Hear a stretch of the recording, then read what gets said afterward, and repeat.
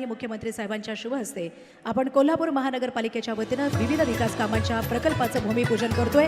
जोरदार टाळ्यांचे दाद यासाठी देणार आहोत। रयतेचे राजे लोकराजे राजर्षी छत्रपती शाहू महाराज यांच्या आज्ञापत्रानुसार नर्सरी बागेतील छत्रपती शिवाजी महाराजांच्या मंदिराजवळ राजर्षींचं भव्य आणि सुंदर समाधी स्मारक साकारण्यात आलं आहे। महानगरपालिकेच्या 2,76,00,000 रुपये इतक्या स्वनिधीतून उभारण्यात आलेल्या या समाधी स्मारक स्थळी आकर्षक मेघडंबरी आणि लँडस्केपिंगची कामं पूर्णत्वाला गेली आहेत। समाधी स्थळाशेजारी असलेल्या डॉक्टर बाबासाहेब आंबेडकर सभागृहाचं नूतनीकरण करून त्या ठिकाणी राजर्षी छत्रपती शाहू महाराजांच्या जीवन कार्यावर आधारित आर्ट गॅलरी आणि कलादालनाची उभारणी करण्यात आली आहे। यासाठी राज्य शासनाच्या वतीनं 9,40,00,000 रुपयांचा निधी उपलब्ध करून देण्यात आला आहे। केंद्र शासनाच्या खेलो इंडिया योजनेतून आणि महानगरपालिकेच्या स्वनिधीतून कोल्हापुरातील मेजर ध्यानचंद हॉकी स्टेडियमसाठी 6,96,00,000 रुपयांचा निधी खर्च करण्यात आलाय। या ठिकाणी आंतरराष्ट्रीय दर्जाचं ॲस्ट्रोटर्फ मैदान विकसित करण्यात आलंय। या ॲस्ट्रोटर्फ मैदानाच्या उपलब्धतेमुळे राज्य आणि राष्ट्रीय पातळीवरील हॉकी स्पर्धा कोल्हापुरात आयोजित करण्याचा मार्ग मोकळा झालाय। जगज्जननी करवीर निवासिनी श्री महालक्ष्मी अंबाबाईच्या दर्शनासाठी देशभरातून येणाऱ्या लाखो भाविकांच्या सोयीसाठी राज्य सरकारच्या माध्यमातून श्री महालक्ष्मी मंदिर तीर्थक्षेत्र विकास आराखडा मंजूर झालाय। या आराखड्यातील पहिल्या टप्प्यासाठी 79,96,00,000 रुपयांच्या कामांना प्रशासकीय मान्यता मिळाली आहे। यामधील सरस्वती टॉकीज जवळ बहुमजली पार्किंग आणि भक्तनिवास इमारत बांधण्यासाठी 39,80,00,000 रुपयांचा निधी मंजूर करण्यात आला होता। 3 टप्प्यांमध्ये होणाऱ्या या कामातील पहिला टप्पा पूर्ण झाला असून बहुमजली पार्किंगमध्ये 75 चारचाकी आणि 224 दुचाकी वाहनांच्या पार्किंगची उत्तम सुविधा उपलब्ध झाली आहे।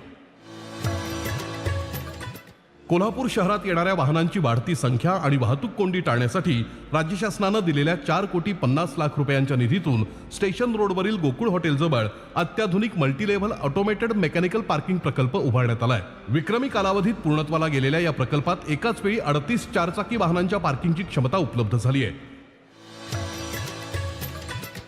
कोल्हापूर शहराचा ऐतिहासिक वैभव असलेल्या रंकाळा तलावाच्या सौंदर्यात भर घालण्यासाठी राज्य शासनाच्या मूलभूत सोयी सुविधा विशेष अनुदानांतर्गत 5 कोटी रुपयांचा निधी प्राप्त झालाय। या निधीतून रंकाळा तलावामध्ये अत्याधुनिक ध्वनी प्रणालीसह आकर्षक विद्युत रोषणाईने युक्त कारंजाची उभारणी करण्यात आली आहे। रंकाळा तलावाला भेट देणाऱ्या पर्यटकांसाठी हे म्युझिकल फाउंटन नवं आकर्षण ठरलं आहे। कोल्हापूर शहरात तयार होणाऱ्या सांडपाण्यावर प्रक्रिया करून त्याचा पुनर्वापर करण्यासाठी केंद्र आणि राज्य शासनाच्या अमृत 1 योजनेतून तब्बल 12 कोटी रुपयांचा निधी उपलब्ध झाला आहे। या निधीतून दुधाळी येथे 6 MLD क्षमतेचा सांडपाणी प्रक्रिया प्रकल्प उभारण्यात आलाय। आधुनिक तंत्रज्ञानाच्या सहाय्याने सांडपाण्यावर प्रक्रिया केल्यामुळे सांडपाण्यामुळे होणाऱ्या जलप्रदूषणात मोठी घट होणार आहे। प्रदूषणमुक्त कोल्हापूरच्या दृष्टीने हे महत्त्वाचं पाऊल ठरलं आहे। कोल्हापुरात उद्भवणाऱ्या भीषण पूर परिस्थितीवर कायमस्वरूपी मात करण्यासाठी जागतिक बँकेच्या आर्थिक सहकार्यातून 524 कोटी रुपयांचा निधी राज्य शासनाने उपलब्ध करून दिला आहे। या प्रकल्पातून शहरातील नाल्यांचं मजबूतीकरण, नाल्यांमधील गाळ काढणं, नवीन संरक्षक भिंती, ड्रेनेज व्यवस्थेचं आधुनिकीकरण यासह विविध अभियांत्रिकी उपाययोजना राबवण्यात येणार आहेत।